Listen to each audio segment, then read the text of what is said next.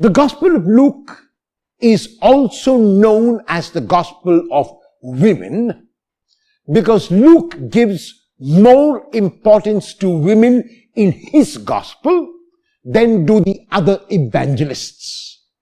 Luke is the only one who tells us that Jesus had women disciples who provided for Jesus out of their means. Often in his Gospel, when Luke narrates an incident, whether a miracle or a parable which concerns a man, he will immediately follow it up with a miracle or a parable which concerns a woman. In the Gospel of today, this is exactly what happens. He speaks in the first parable about a man who plants mustard seeds in his garden. 720 mustard seeds make 1 gram. This is the calculation of a mustard seed. And yet that one mustard seed, which would be possibly 1/720th of a gram, is put into the ground. And that small mustard seed grows into a huge shrub. And that shrub gives rest to the birds of the air who come and make nests in its branches and in its shade. What is the point being made? The point being made is from the little effort that you put, great results can be expected.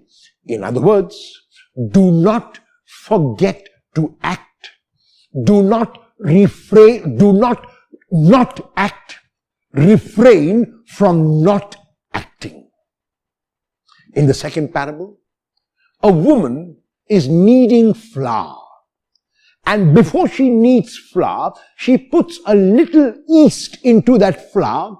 And there are 3 measures of flour, which is enough to feed 30 people, and just a little yeast. And all the flour is leavened. All the flour has got yeast in it now. The little yeast influences the whole dough. And so, that little yeast compares with the effort that we put in. And so these parables are telling us we must not be concerned about the leveling of the dough. We must not be concerned about the growing of the mustard shrub.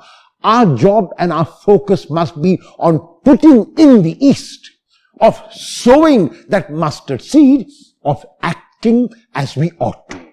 Unless the mustard seed is sown by us, unless the yeast is put by us, the mustard shrub will never grow. The dough will never be leavened. Will you act as you ought to act today and refrain from not acting?